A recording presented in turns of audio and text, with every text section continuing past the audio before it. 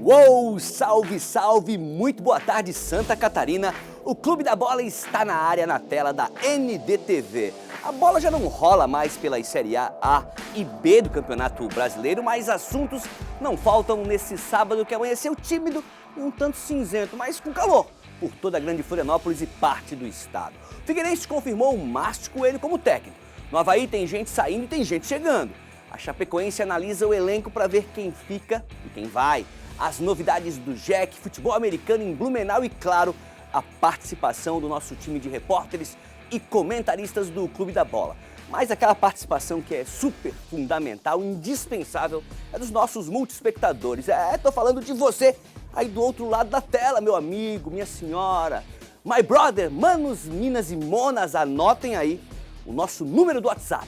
Eu tô com o telefone aqui no bolso, ó. Manda sua pergunta, sua sugestão, sua foto, seu vídeo, seu comentário, sua crítica também vale. Vou ler sim aqui, a gente lê no Clube da Bola o elogio e também quando pegam no nosso pé. O telefone é fácil, 48 99191 4706, tá aparecendo aqui embaixo. 99191 4706. Não esquece de mandar o nome e a cidade de onde está falando. Os mais velhos vão lembrar da musiquinha, né? Diga seu nome e a cidade de onde está falando para a gente identificar aqui e mandar um abraço para todo mundo. Hoje um programa diferente, nossos convidados já estão aqui nos estúdios do Clube da Bola. Vou apresentar o primeiro, ele dispensa apresentações, nosso companheiro também de todos os sábados, trazendo sempre aquelas matérias legais, descontraídas. Super Cleiton Ramos já está aqui com a gente. Boa tarde, Cleiton. Legal, Mancha. Boa tarde para você, quem acompanha o Clube da Bola em todo o estado de Santa Catarina. Prazer estar aqui hoje contigo e a gente vai falar um pouquinho do futebol aqui do nosso estado, principalmente no nosso caso, que cobrimos aí o dia a dia de Avaí e Figueirense. Os bastidores estão agitados. E ó, Avaí fechou a semana, viu, Mancha? Com um pacotão de 5, mão cheia, hein? 5 reforços para a temporada. O Figueira também aos poucos começa a confirmar aí reforços para o ano que vem. Isso mesmo, vamos falar muito de quem entra, quem sai, quem está deixando o seu time, quem está chegando para o seu time, quem pode vir, mas está ainda negociando. Já já a gente vai falar sobre isso e quem vai nos ajudar nesse papo, além dos nossos telespectadores, é o Diogo Massaneiro, nosso companheiro também aqui do Grupo ND, editor do ND+. Boa tarde, Diogo. Boa tarde, Mancha. Boa tarde, Cleiton. Tudo bem com vocês? Obrigado aí pelo convite mais uma vez para estar no Clube da Bola. E que nem o Cleiton falou, a bola não está rolando, mas os bastidores estão fervendo. É esse momento que os jogadores saem de cena e entra o dirigente, entra o diretor de futebol, presidente, empresário. É a hora que os clubes começam a formar o seu elenco para formar um 2020 ainda melhor ou, né, melhor do que foi 2019 no caso dos catarinenses aqui. Em homenagem ao Diogo, que é do norte do estado, o Marcos de Joinville já manda uma foto aqui, é o time Estrela da Praia. Cinquentão, ele bota aqui, é o Sub-50 do Estrela da Praia.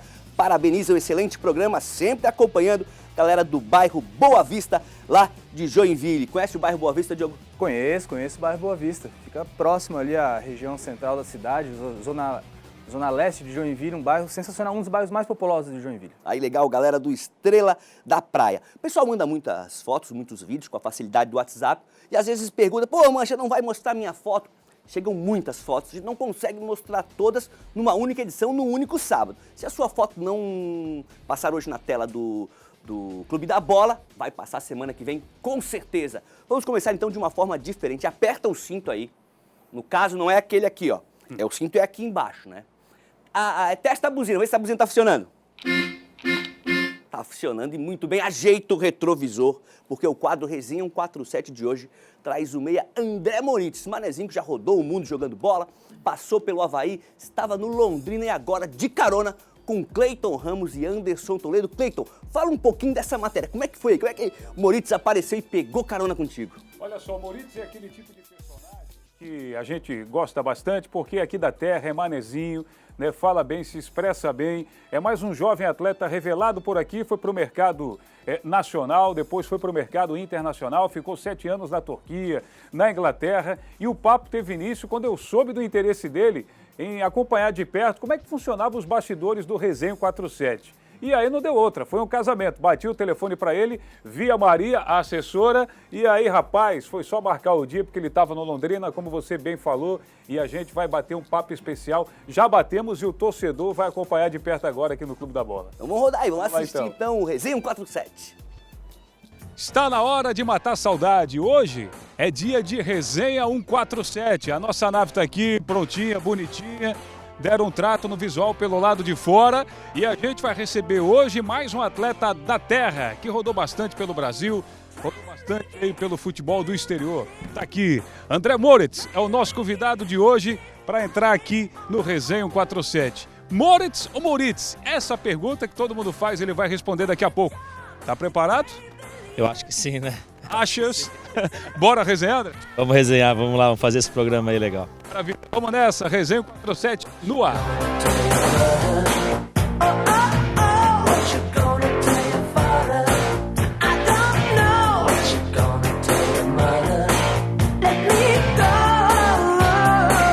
Olha, o pessoal de casa tá ouvindo aí a trilha do Rock Set, em homenagem a Mary, cantora que faleceu aos 61 anos de idade, mais uma lenda que está partindo, mas deixou uma bela obra-prima.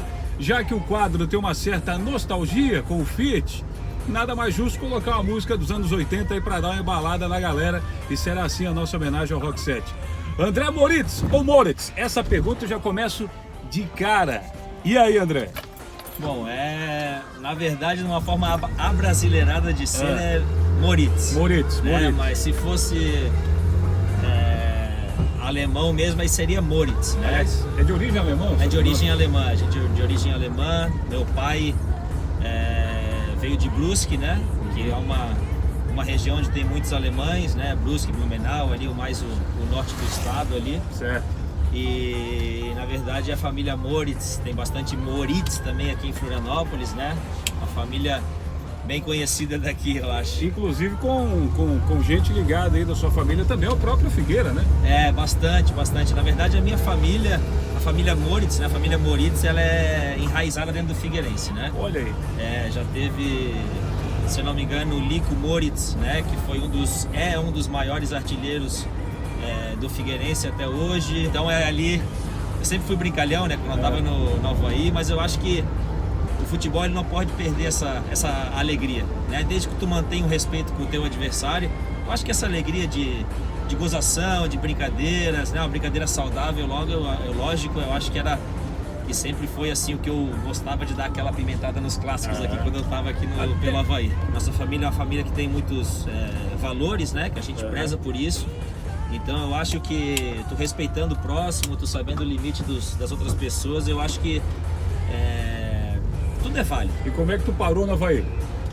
Cara, todo mundo sabe que eu comecei o futebol de campo no Avaí, né? Eu jogava futebol de salão com o professor Mesquita, e foi o cara que me iniciou pro futebol. Eu trabalhava muito o fundamento técnico com o professor Mesquita, né? Que me ajudou muito durante toda a minha carreira. E aos 15 anos de idade foi o meu primeiro chute numa bola de campo, foi no Avaí.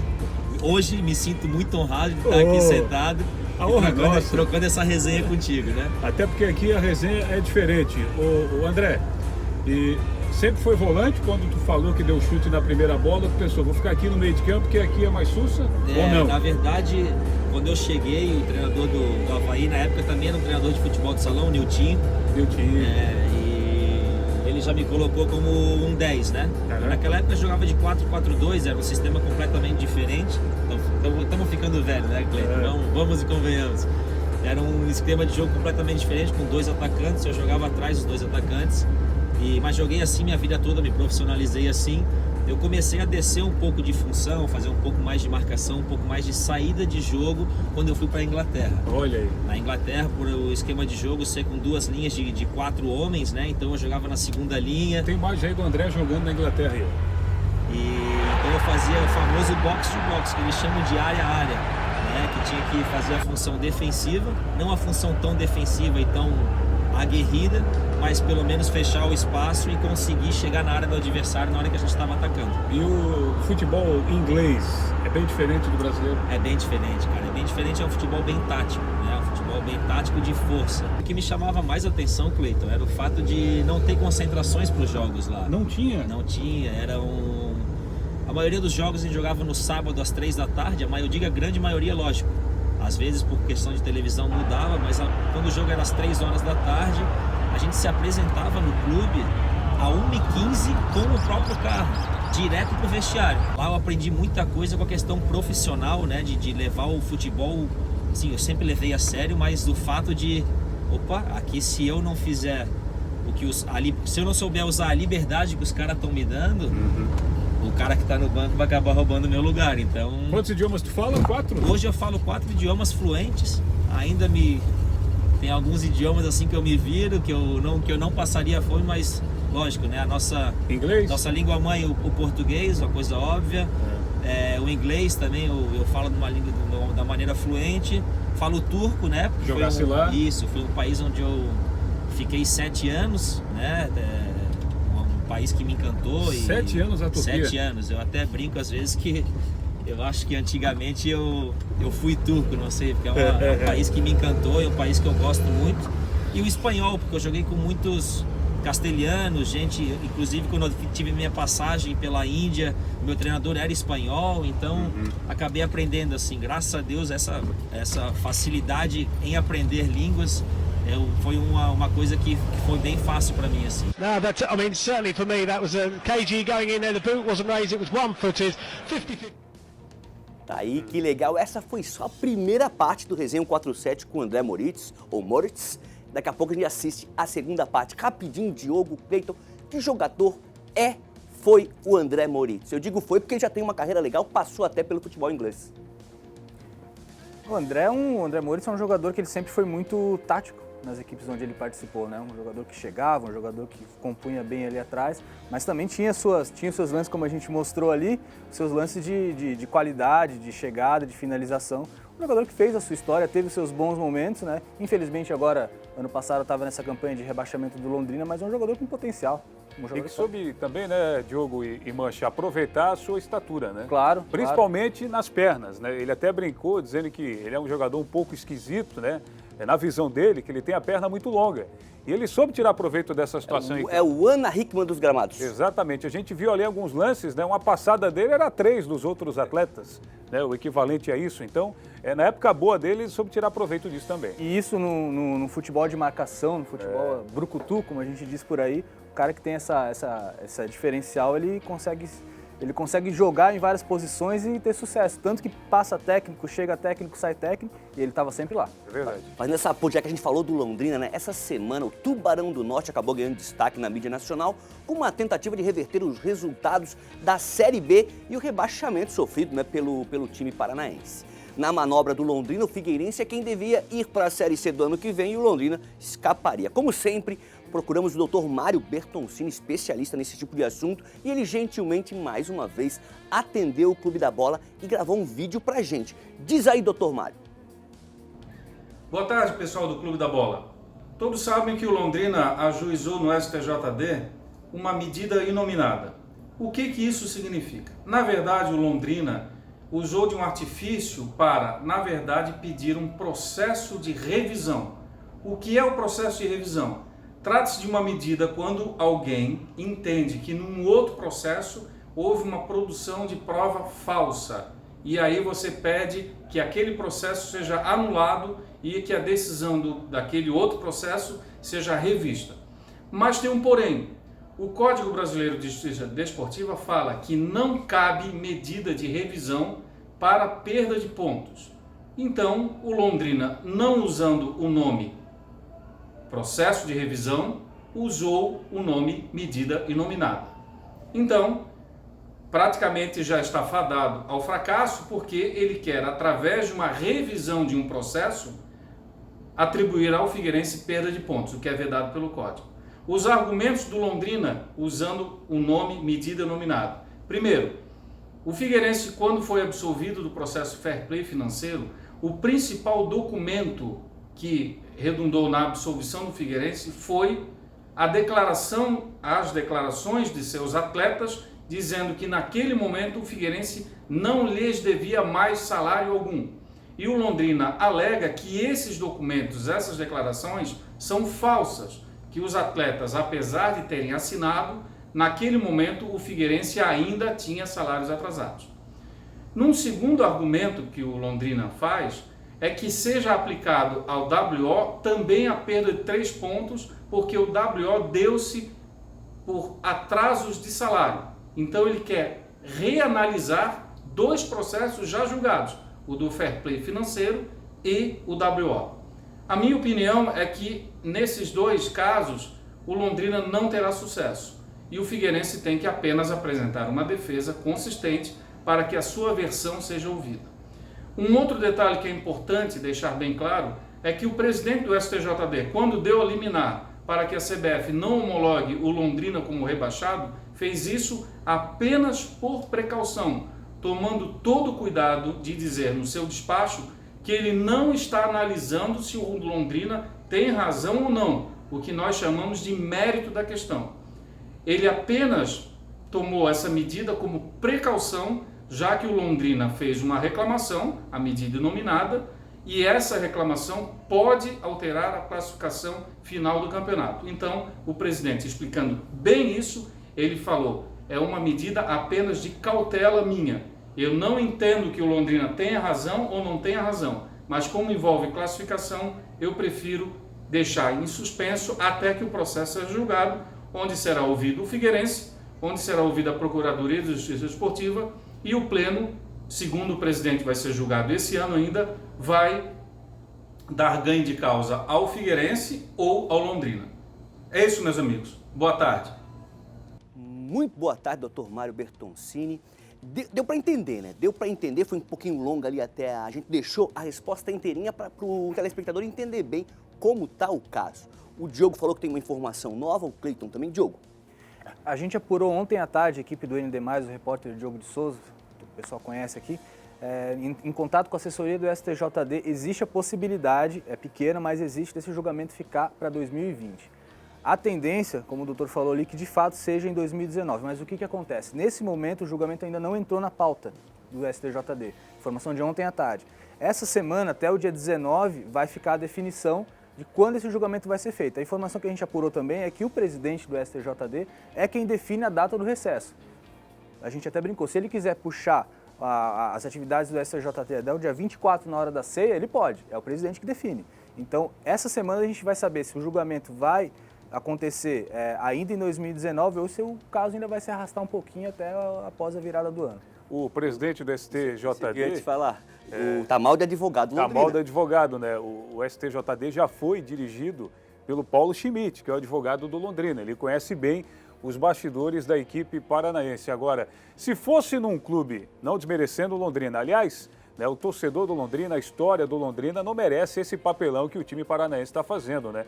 O Londrina, que já fez grandes campeonatos, né, principalmente no ano que o Avaí subiu, em 2016, bateu na porta, naquela oportunidade, está manchando. É um papelão que está fazendo o Londrina, com todo o respeito. E aí eu pergunto, não foi o próprio dirigente, o Sérgio Malucelli, que veio a público e disse o seguinte, pela campanha ruim que vinha fazendo o Londrina e fez no campeonato, olha, o culpado por o time estar nessa situação somos nós que contratamos esses jogadores aí de porcaria. Foi essa a definição que fez o Sérgio Malucelli numa entrevista coletiva. Então ele mesmo já confirmou a campanha ruim que fez com o seu time. Agora está esperneando no tribunal, se é um papelão não vai dar em nada. Vai dar uma dor de cabeça, vai. Se fosse um time grande do eixo Rio-São Paulo, o julgamento, né, Diogo, poderia ser antecipado até antes do Natal, né? Isso já estava resolvido. Já estava até resolvido. Se fosse um clube grande do eixo Rio-São Paulo, isso já estava resolvido, com certeza. Mas de uns anos para cá ficou até normal, né? Acaba um campeonato, o time que perdeu, que foi rebaixado, que se achou injustiçado, procura uma brecha, procura um jogador o fato recente foi o Fluminense, irregular. Né? O Fluminense no jogador da Portuguesa lá, né? Isso. Tem um detalhe também, né? Se existe a possibilidade, por mínima que seja, o que o dirigente faz? Ele tem que ir atrás, por quê? Porque senão a torcida fica na cola dele. A torcida vai cobrar, pô, você podia ter feito e não fez, por que você não fez? Era um direito nosso, a gente podia ter permanecido na Série B, você não foi atrás, que responsabilidade é essa? Então, eu entendo o posicionamento do Londrina, concordo com o Cleiton, a campanha do Londrina no Campeonato Brasileiro foi sofrível, assim como a do Figueirense, a gente sabe que escapou nas últimas rodadas, mas se tivesse jogado bola, não estava passando por essa situação agora. Olha só, o Dave Wendt, de Indaial. Olá, muito boa tarde. Começou o melhor programa de esporte da América, Dave. Pô, obrigado, né? Obrigado, Dave. Tô aqui assistindo e jogando FIFA Mobile. É o joguinho da FIFA pro telefone? O jogo que é mais antenado aí no... Ih, rapaz. FIFA Mobile, mobile... É mobile. Então eu acho que eu jogo... É celularzinho. Ó, a Tati já disse aqui que é isso mesmo. Ela joga também, já disse aqui lá na produção que é isso mesmo. Olha só. Passado o assunto Londrina, vamos para outro assunto ainda do Figueira. Márcio Coelho foi apresentado e foi indicado como técnico do Figueirense para o início da temporada 2020. Nosso colega jornalista Jean-Pierre, da Rádio Guarujá, conseguiu uma exclusiva aí com ele, hein? Porque o Figueirense, tá todo mundo de férias, não dá para dar entrevista, mas o Jean conseguiu com o novo técnico alvinegro e a gente reproduz uma parte dessa entrevista agora no Clube da Bola. Vamos ouvir.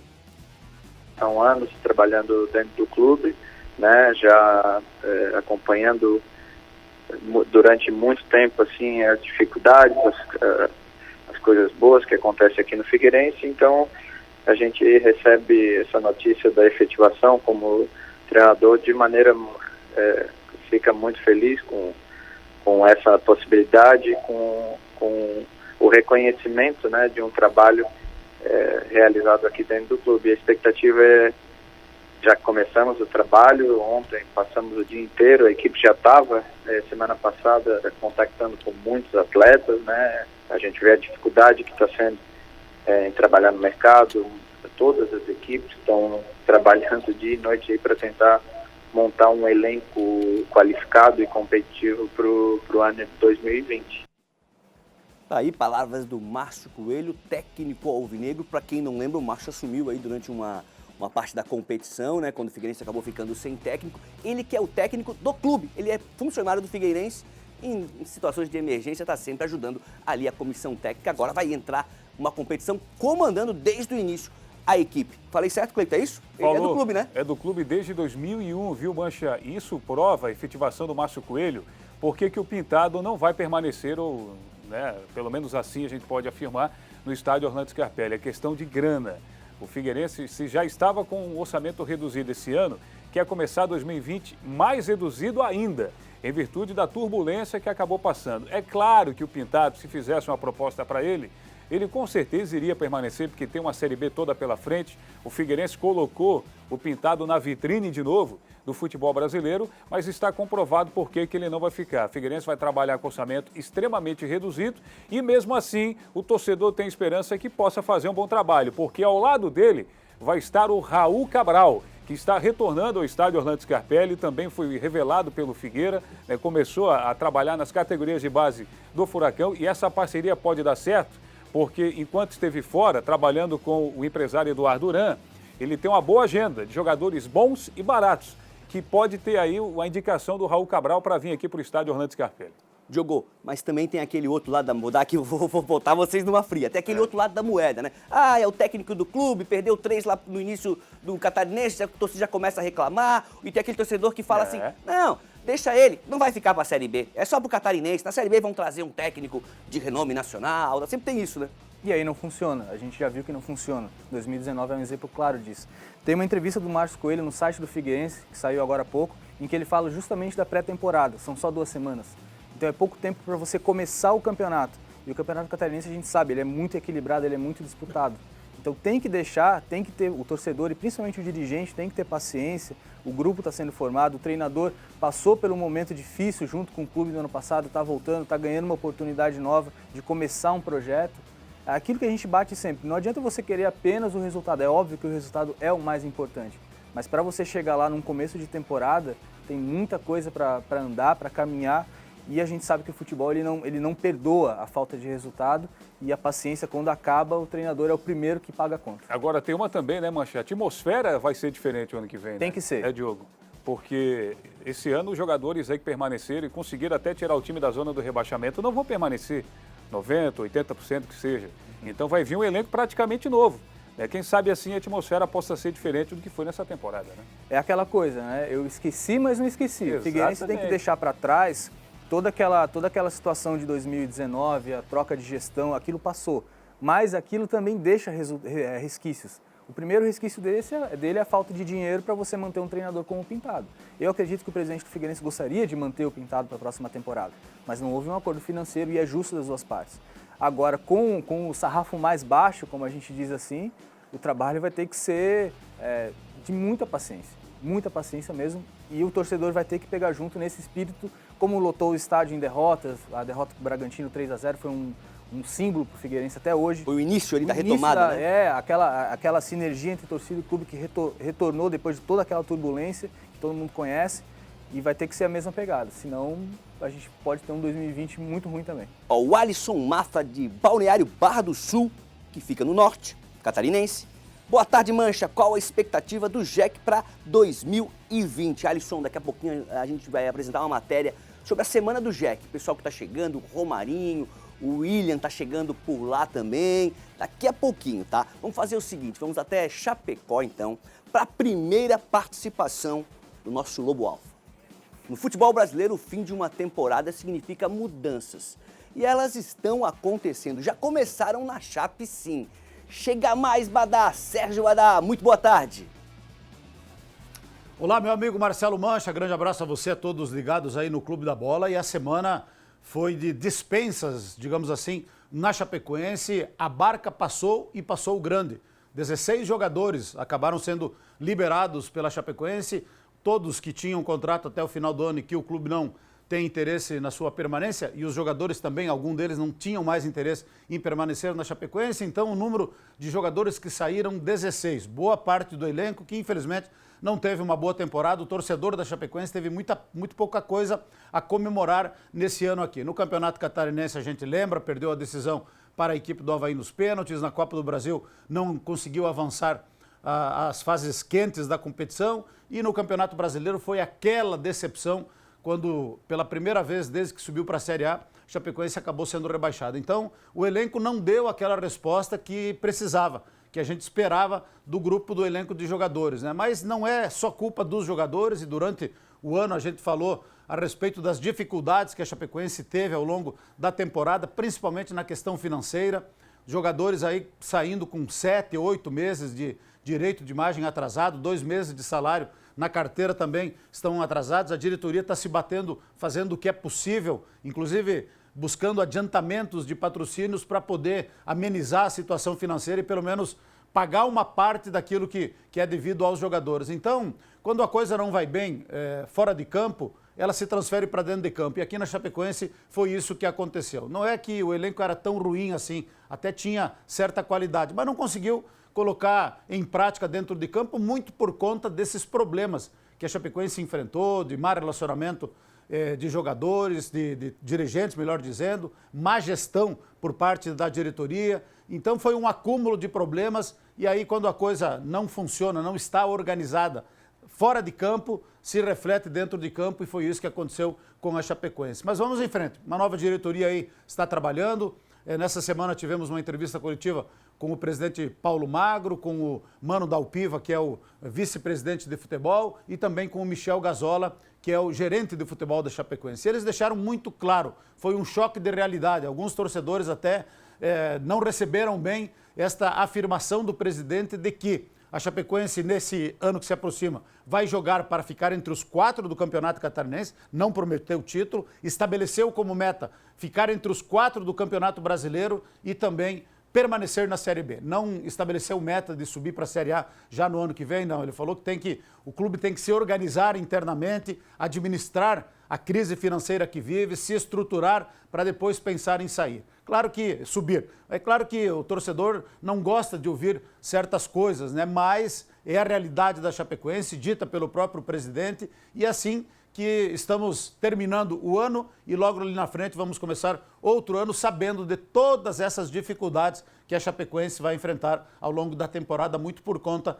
do déficit acumulado que vai terminar esse ano, ainda não se sabe exatamente quanto, mas em torno de 20 a 25 milhões, é certo que a Chapecoense não escapa. Por outro lado, algumas negociações estão em andamento e eu falo sobre isso daqui a pouquinho aqui no Clube da Bola. Daqui a pouco o Badá volta para falar mais da Chape, ainda falando da equipe do Oeste Catarinense, um dos sobreviventes da tragédia com o avião da Chapecoense, o zagueiro Neto, que tinha voltado a treinar, resolveu encerrar a carreira nos gramados. Tem algumas imagens aí do Neto aí no dia do resgate, também ele treinando, se recuperando. Não deu, né, pro Neto, né? Não deu, né? Inclusive, até comentava aqui com o Diogo, que de todos os sobreviventes foi o que mais ficou na dele, né? Certo. Não se preocupava muito com essa questão de mídia, algo nesse sentido, né? Um caráter acima da média, com pessoas com quem eu conversei, né? Próximas ao zagueiro Neto, muito família, muito religioso. E foi a questão da coluna, né, Mancha e Diogo? Ali pesou, né? Ele, numa das entrevistas que ele deu, quando ele resolveu anunciar a aposentadoria dele, ele falou: eu fiz a minha recuperação, eu me cuidei, eu me tratei, eu fiz toda a parte médica necessária, e quando eu estava pronto para jogar em um nível melhor e buscar um banco de reservas, eu senti o joelho e a coluna. falou, senti muita coluna, então ele mesmo já sabia há algum tempo que estava muito difícil para ele. É lógico, ele já é um vencedor, por ter sobrevivido àquela tragédia, ele é um cara que ganhou um presente da vida e ele tentou, ele se esforçou, mas infelizmente não deu para ele. E há quem diga que vai ser dirigente da própria Chapecoense também, né? Algo nesse sentido aí, já trabalha nos bastidores para isso ser colocado em prática, né? E tem tudo para ser um bom dirigente também pro zagueiro Neto, né? Legal, tá aí. Toda a sorte aí do mundo aí pro Neto nessa nova fase aí da vida, da carreira dele. Ó, sou o Adir do bairro Campeche, aqui em Floripa. O que Londrina pensa ganhar na justiça? Não teve time nem para ganhar do Ives Esporte Clube. Será que é o Ives mesmo ou o corretor pegou ele aqui e ele escreveu outra coisa? É o Ibis. É o Ibis. O Ibis, eu acho que era o Ibis. O corretor pegou ele. O corretor ortográfico aqui pegou o nosso amigo Adir do Campeche, se referindo aí à matéria que a gente acabou de ver ali, as palavras do promotor Mário Bertoncini. A CBF divulgou os confrontos da primeira fase da Copa do Brasil 2020. 5 catarinenses estão na disputa. São 80 clubes que começam a caminhada no dia 5 de fevereiro, com a final marcada para o dia 16 de setembro. A primeira fase será em jogo único, com o time pior colocado no ranking, atuando como mandante, e o visitante jogando pelo empate. Tem aqui a tabelinha aqui atrás, podemos até encher tela. Chave 3 tem Brusque e Sport Recife. Na chave 5, Novo Horizontino de São Paulo recebe o Figueirense. Chave 6, Boa Vista, também de São Paulo, encara a Chape. Chave 9 tem Santo André, outro time paulista aí com o Criciúma. E na chave 10, a Ferroviária pega o Avaí. O que você acharam aí do sorteio dessa primeira rodada aí? Tem gente perigosa ali, hein? Copa do Brasil, ela é muito traiçoeira. A gente lembra que o Figueirense já foi eliminado pelo Rio Branco do Acre num jogo que acabou às 1 da manhã. Vocês lembram disso?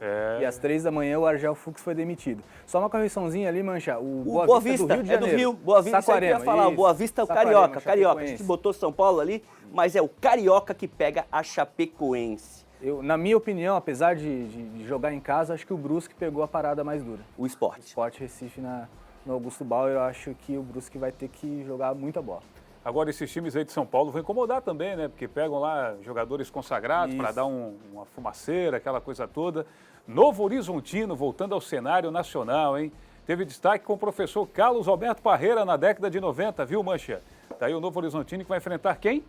O Novo Horizontino pega o Criciúma, não? Criciúma, né? Acho que é bom botar de novo na tela. Será que o nosso diretor consegue colocar de novo aqui na tela? Exatamente.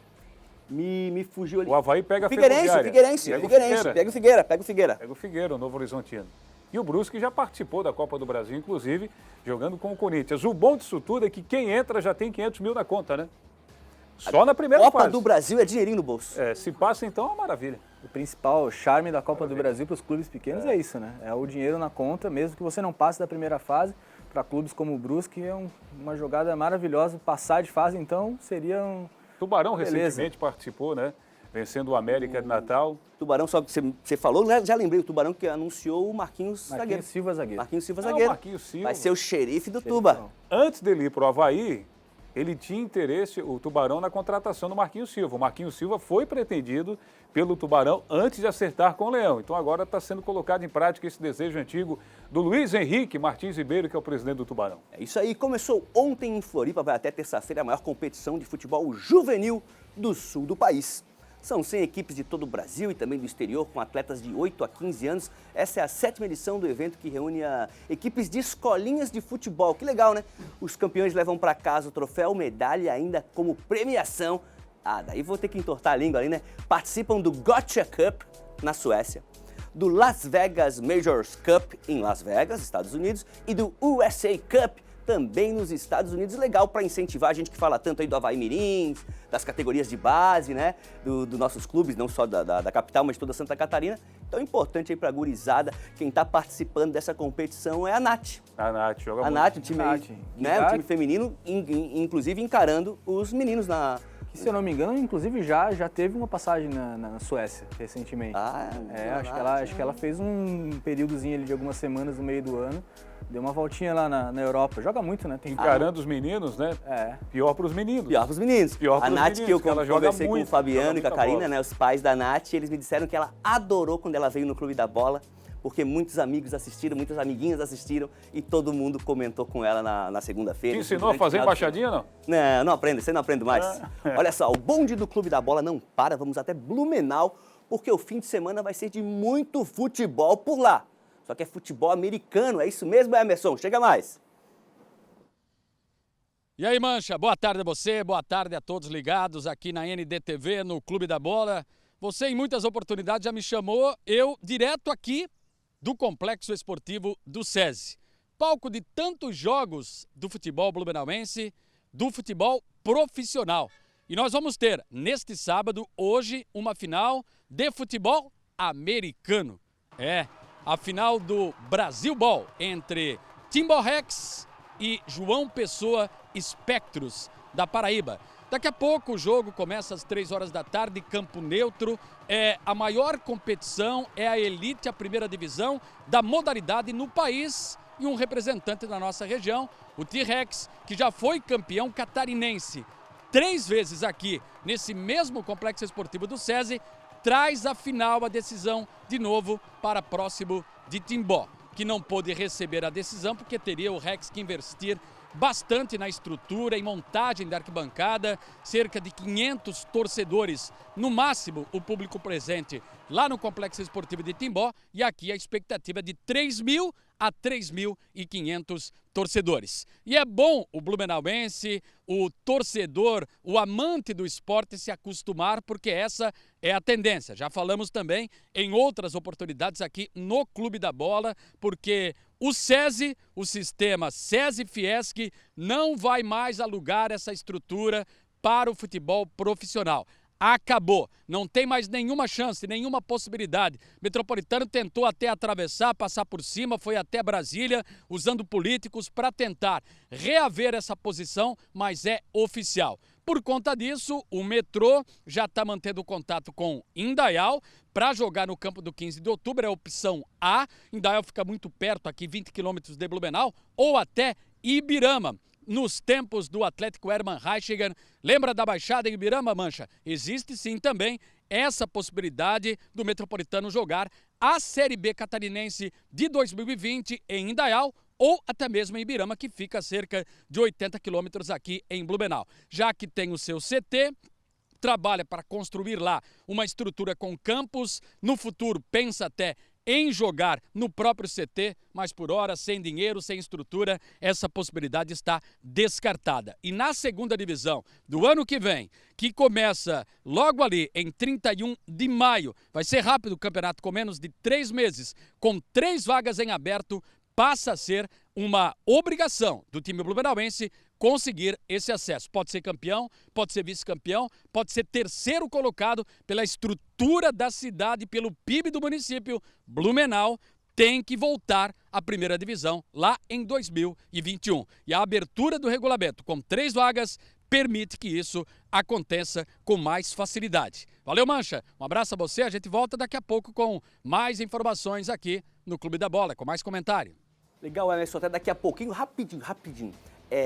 Não estou fazendo média não, vou pedir a opinião dos dois aqui. Mas o campeonato catarinense, quando não tem, né, por diferentes situações, quando não tem o Marcílio, quando não tem o Guarani de Palhoça, quando não tem o metrô, eu acho que ele perde muito. Eu gosto quando ele está bem espalhado por todo o estado, com Concórdia, com Chapecoense, Criciúma. Não sei como é que é a opinião de vocês, né? Agora, daqui a um ano, né, no 2021, com 12 clubes, mais chance de outros participarem. Um detalhe também, ele perguntou para mim se eu... Mancha, você conhece a Baixada? Conheço, e inclusive estava muito próximo, sem dizer nomes, estava muito próximo da pessoa que falou assim, ó, cai lá também. Eu estava muito próximo, você lembra do... Lembro, foi em 2008. 2008. Foi em 2008, foi no jogo contra o Avaí. Atlético Ibirama e Avaí. Exato, e o Ibirama que revelou o Leandrão, né? Depois ficou conhecido como Leandro Damião. Decidiu aí por 3 oportunidades uma final de campeonato catarinense. Estive lá em uma com o próprio Emerson Luiz em 2005, quando o Criciúma venceu por 1-0. O Douglas, que passou pelo Avaí, estava jogando nessa oportunidade e assina embaixo com o que tu falou. Até porque Blumenau já foi cidade aí que decidiu uma final de campeonato catarinense, né, Mancha? No ano de 1988, na ressacada, até hoje esse público nunca foi superado no estádio Dr. Ardebal Ramos da Silva. Então Blumenau é uma cidade que merece ter um time participando, principalmente da elite do futebol catarinense. Só fica Brusque agora, que é ali do lado. Legal, olha só, boa tarde, Clube da Bola, manda um abraço para minha esposa Vanessa, que é havaiana. Eu sou o Thiago, mas sou figueirense, somos de Biguaçu e manda um beijo também para minha filha Brenda. Vamos lá, Thiago. Abração para Vanessa, beijão para Brenda e um like pro Thiago. Thiagão, obrigado pela audiência. Olha só, mudando um pouquinho de assunto, mas claro, ainda no esporte, o atleta catarinense Darlan Romani mais uma vez foi eleito o melhor do ano na categoria arremesso de peso. O recordista sul-americano do arremesso de peso, Darlan Romani, quarto colocado no Mundial de Doha, ganhou o prêmio de destaque no atletismo de 2019.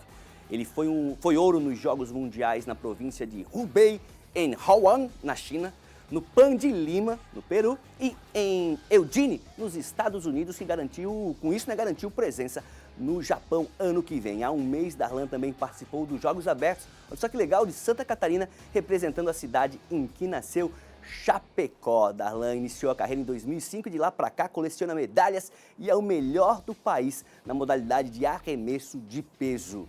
É um esporte muito difícil, né? Já fiz brincando, assim, claro, não profissionalmente, é lógico. E é muito difícil. Aquela bolinha é muito pesada e o gesto que tem que fazer, né? Toda a técnica que tem que ter para fazer esse arremesso não é fácil, apesar de eu ter o biotipo de um arremessador de peso. Tem potencial, se quiser, Mancho. O Darlan, a trajetória dele surgiu pro mundo nos Jogos do Rio de Janeiro.